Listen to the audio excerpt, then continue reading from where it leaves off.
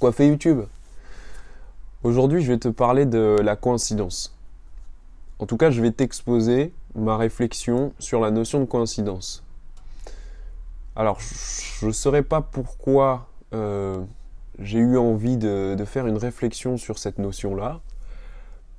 Je pense que c'est notamment dû à mon voyage sur Compostelle où j'ai pu expérimenter même plusieurs fois ces petites coïncidences-là, même des fois je dirais ces grosses coïncidences qui se sont présentées à moi. Et forcément ça m'a poussé à réfléchir un peu sur la question. J'ai articulé ma réflexion de la coïncidence autour de la musique. Alors plus précisément en fait, j'ai utilisé dans ma définition de la coïncidence un vocabulaire qu'on pourrait dire spécifique à la musique. Parce qu'en fait, j'ai constaté quelque chose d'assez intéressant, c'est que quand on parle de métaphysique, quand on aborde souvent ces notions un peu ésotériques, c'est des grands mots, hein, mais de l'ordre de l'intuition, de l'inconscient, des choses du non tangible, du non palpable, le parallèle avec la musique et les sons se fait assez naturellement. Je peux te prendre pour exemple, tout simplement, on dit on n'est pas sur le même niveau de vibration. Tu vois, la vibration, ça fait forcément écho à la musique, à la sonorité, à la musicalité. Je peux donner un autre exemple, par exemple dire on est sur la même longueur d'onde. Il y a tout un vocabulaire qui intuitivement s'associe à la sonorité, au son, et moi j'élargis ça à la musique. Voilà. Donc c'était presque naturel d'associer et de définir, on va dire, la coïncidence avec un vocabulaire, on va dire, spécifique à la musique. Voilà, je t'ai un peu posé les bases de comment j'en suis arrivé à ce que je vais t'exposer dans cette vidéo, en sachant aussi que cette idée, cette conception des choses, elle s'appuie aussi sur deux choses qu'il faut que tu gardes à l'esprit.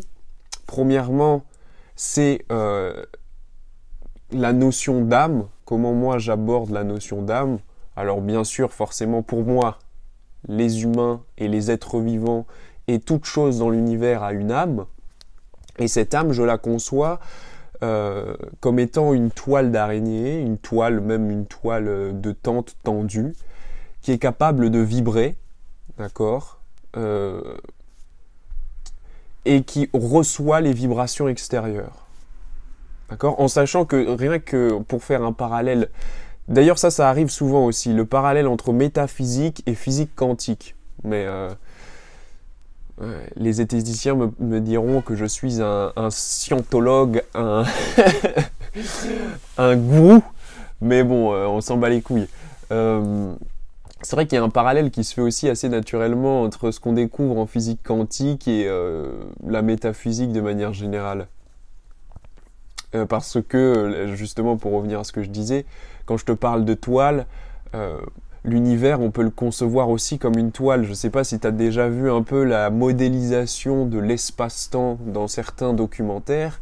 Et tu vois, c'est une espèce de toile comme ça qui s'étend en 3 dimensions. Et tu vois les planètes qui sont justement, qui s'appuient justement sur cette toile de l'espace-temps. Donc tu vois, c'est un peu tout ce mélange métaphysique et musical qui permet d'imager et de mettre en mots des choses qui sont justement imperceptibles et difficiles à toucher du bout du doigt.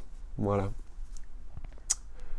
Et donc, dernière chose, voilà, je t'ai expliqué, donc il faut que tu gardes à l'esprit que pour moi, l'âme est une toile qui vibre et qui est capable de recevoir les vibrations extérieures. Et j'en ai déjà parlé, j'essaierai de te mettre la vidéo en description. Et dernière chose à garder en tête, c'est que l'univers, je conçois l'univers comme étant vibration. Tout ce qui compose l'univers est vibration.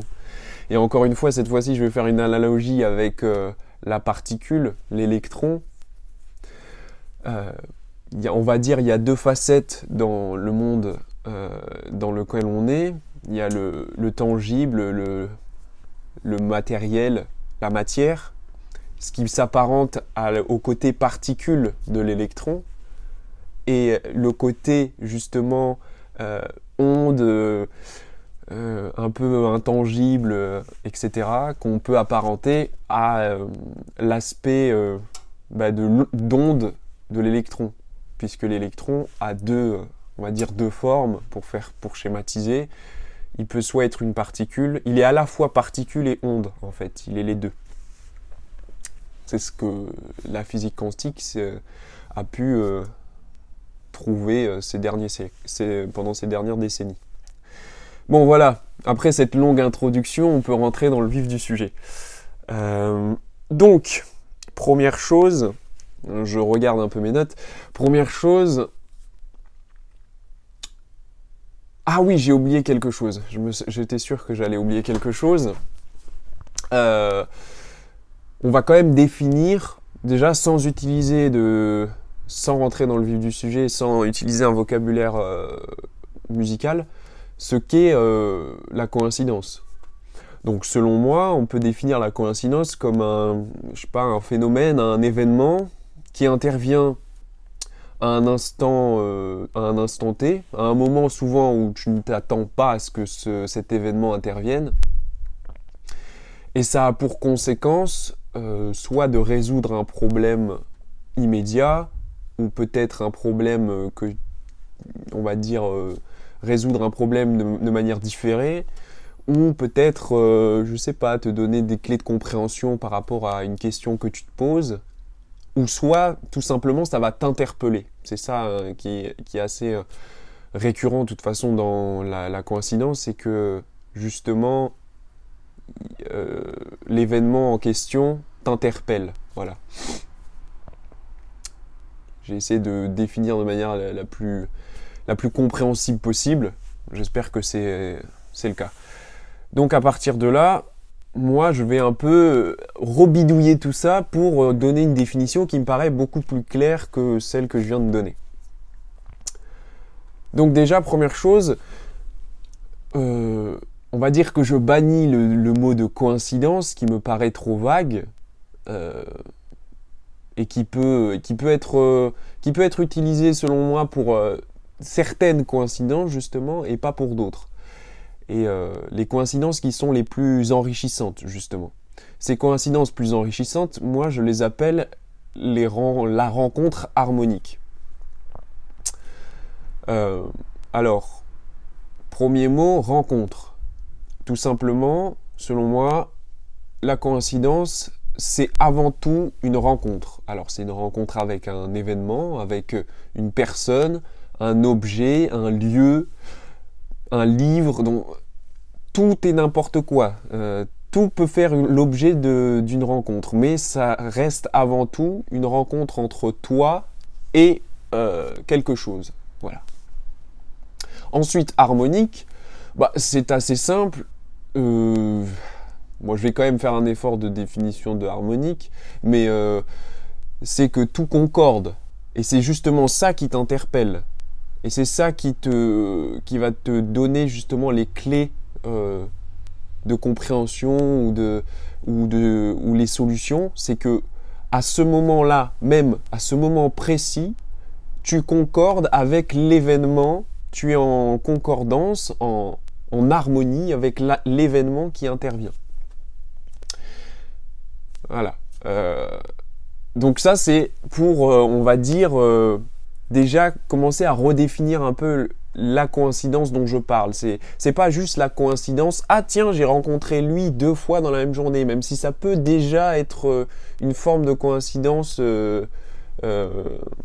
enrichissante. Mais bon, des fois, c'est juste une petite coïncidence comme ça, et puis t'en as d'autres qui sont qui t'interpellent beaucoup plus, d'accord? Qui te font te poser des questions et te remettre en question parfois même. Ensuite, comment cette rencontre harmonique intervient? Selon moi, il y a un processus qui amène cette rencontre harmonique. Ce qui veut dire qu'on est possiblement en mesure de déclencher ces coïncidences? Alors, selon moi, c'est qu'il y a une résonance de l'âme, d'accord, avec l'âme de l'événement, du milieu, de l'objet, de la personne qui vient rentrer en harmonie avec toi.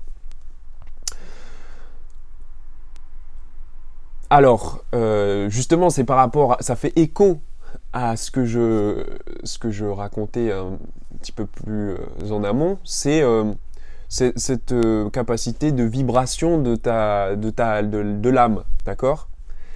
En fait, c'est ces vibrations qui rentrent en résonance avec les vibrations extérieures, et comme on est sur la même fréquence, sur le même niveau de vibration, si tu veux, si on pouvait dessiner un graphique, je ne sais pas si tu te rappelles, en cours, tu sais, la sinusoïdale, tu sais, c'est cette courbe qui fait des vagues.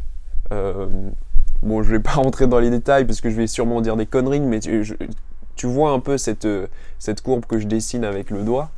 Et bien en fait, c'est deux courbes. Il y a ton âme qui va produire cette courbe, et puis il y a quelque chose à l'extérieur qui va produire la même courbe. Alors j'image beaucoup, hein, mais c'est pour essayer d'être plus clair. Et en fait, c'est même pour moi chercher à comprendre un peu ces phénomènes qui paraissent un peu, qui sont ahurissants des fois. Donc, je reviens à ce que je disais. Donc, ton âme produit cette courbe, cette sinusoïdale, et en fait, à l'extérieur de toi, il y a un événement, une personne, un objet qui est un peu sur cette même fréquence, sur cette même période, et donc produit une courbe plus ou moins équivalente. Et donc c'est cette résonance, c'est presque un appel des deux parties, des deux côtés, qui va amener la rencontre. Alors c'est un effort d'explication que j'aurais pu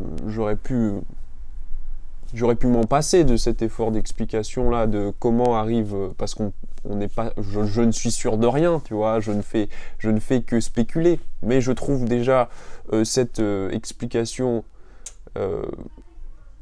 assez intelligible pour te l'exposer. Et ensuite, c'est pas fini. Attends que je me remémore, oui, la résonance. Ensuite, cette résonance, en fait, bon, je l'ai déjà plus ou moins dit, mais en fait, cette résonance des deux ondes amène à une synchronicité qui, elle, amène à la rencontre harmonique. La rencontre harmonique, en fait, c'est le produit de la résonance et de la synchronicité. C'est-à-dire, résonance, c'est l'écho. Ça veut dire qu'on va dire que les deux messages s'entrechoquent. Et à ce moment-là, il y a une synchronicité qui se met en œuvre. Et en fait, il ne faut pas voir ça comme étant des phénomènes qui se déroulent de manière totalement détachée. C'est-à-dire que tout se produit presque en même temps. C'est juste que dans un effort pour que ce soit plus compréhensible, il faut essayer de compartimenter les choses. Mais garde bien en tête que, selon moi, c'est des phénomènes qui se passent plus ou moins dans un même temps. D'accord ? Voilà. Bon, ça, voilà, j'ai essayé d'un peu de t'expliquer comment, selon moi, ce phénomène intervient dans la vie de tous les jours. Et pour finir de manière plus soft, on va dire, quel est l'effet de la rencontre harmonique? Ah, j'ai vraiment utilisé un vocabulaire de bâtard, quoi. Ouais, mais c'est un peu aussi je m'amuse avec les mots. C'est aussi un exercice amusant. Donc l'effet de cette rencontre harmonique, c'est ce que j'ai appelé la quintessence. La quintessence, alors je m'explique, c'est que, alors là, je vais prendre l'exemple d'une rencontre entre deux personnes, parce que c'est plus facile à illustrer, mais tu vois, c'est cette rencontre qui va se produire et qui va produire en toi quelque chose que tu n'arrives pas à expliquer, mais que tu trouves très riche, qui va presque au fondement même de tes questionnements, de tes émotions, de tes sensations. D'où la quintessence, d'accord? La quintessence aussi dans la rencontre, c'est une rencontre quintessante. Et puis il y a le petit jeu de mots avec quinte. La quinte, c'est, je te mettrai peut-être en montage un petit extrait de ce que peut être une quinte en musique.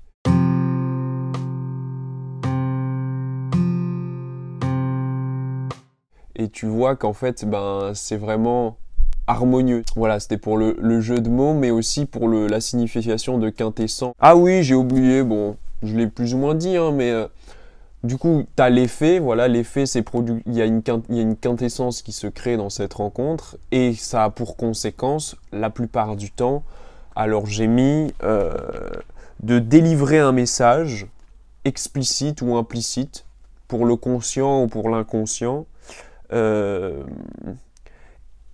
Ce message, il peut se révéler utile des fois immédiatement, juste après que le message ait été délivré, soit il a besoin de maturation, ce message, il a besoin que tu le traites, que tu le décortiques, que tu l'enrichisses, que tu en fasses l'expérience pour pouvoir se révéler à toi. Voilà. Et je finirai peut-être par une petite illustration qui va me permettre aussi de t'introduire un ouvrage qui me paraît intéressant sur la question, que j'ai déjà dû en parler, mais depuis j'ai eu quelques nouveaux abonnés, donc autant partager, faire un réupload de ce que j'ai pu lire. En fait, je suis parti un jour comme ça dans la zone industrielle de Limoges pour acheter différents objets. C'était quelques jours après mon emménagement à Limoges. Ou peut-être pas. Bon, je sais plus, tu sais, les souvenirs, c'est un peu subjectif, hein. Et puis, je sais pas, je suis rentré dans un magasin d'occasion, un genre de Cdiscount ou un truc comme ça, qui vendait, c'était écrit sur l'avant du magasin, livre 1 euro. Voilà, 1 euro le livre. J'ai dit, vas-y, je vais voir un peu ce qu'ils proposent, etc. Et donc j'ai cherché, voilà, j'ai pris mon temps. J'adore chercher un livre. C'est quelque chose qui me plaît beaucoup. Tu sais, tu vas à la bibliothèque, t'es là, tu vas dans les rayons, tu cherches les titres et tout. Je sais pas, ça me procure beaucoup de plaisir. Sans avoir un livre en tête. Tu sais, c'est un peu comme ça, à l'aveuglette. Tu vas peut-être tomber sur la pépite. Et c'est justement ce qui s'est passé. J'ai pris un livre comme ça, au hasard, j'ai tiré. Le livre s'appelle La prophétie des Andes de James Redfield. Et puis j'ai commencé les premières pages et la magie a opéré. Je sais pas, la magie de la coïncidence, puisque justement ce bouquin te parle de la coïncidence. Alors je vais pas ni te faire un résumé, ni ni t'expliquer le bouquin. Lis-le, tout simplement, si ça t'intéresse, si ce genre de choses t'intéresse. Et ce qui est marrant, c'est que ça en parle dès le premier chapitre, on va dire, dès les premières péripéties du héros. Il y a cette notion de coïncidence qui intervient et qui est fondamentale dans la quête du héros. Voilà. De les reconnaître, de ne pas les snober, comme on pourrait dire, de ne pas juste dire c'est des coïncidences, presque de les prendre au sérieux. Voilà. Enfin bref, je te conseille ce livre, La prophétie des Andes de James Redfield. Et d'ailleurs, je pense que c'est aussi l'un des livres qui m'a poussé aussi à faire cette vidéo, tu vois, inconsciemment. C'est un livre, voilà. C'est un livre qui m'a quand même beaucoup marqué. Bon, j'espère que j'ai été assez audible. 20 minutes, bon. Ça fait un moment que je cherche à faire cette vidéo. Mais voilà, fallait faire mûrir tout ça, fallait que tout ça soit assez clair dans ma tête pour justement que je puisse te l'exposer. Et puis voilà. Allez, YouTube, je te dis Narbis. Alors je voulais juste revenir sur un point, c'est la quintessence. J'avais oublié un petit peu, je t'avoue, la signification du mot quintessence. Et donc je suis parti vite fait googler le terme. Et c'était assez intéressant pour que je te le partage. Donc dans l'histoire de la philosophie, la signification du mot quintessence, c'est cinquième élément qui s'ajoute chez certains philosophes anciens aux quatre premiers, pardon. La terre, le feu, l'air, l'eau, et qui en assure la cohésion. Et je m'arrêterai sur cette définition, où j'en ajoute une petite de plus, forme la plus raffinée, la plus concentrée d'un être ou d'une chose. Donc c'est vraiment ça, c'est accéder, c'est que, comme je disais, il se crée une quintessence, ça veut dire que en fait, il se crée quelque chose de pur, d'essentiel, quintessence, de vraiment la cinquième essence, l'essence essentielle, vraiment, voilà. Bon, c'est tout. Je t'invite à partager ton avis dans les commentaires et je te dis Narbis.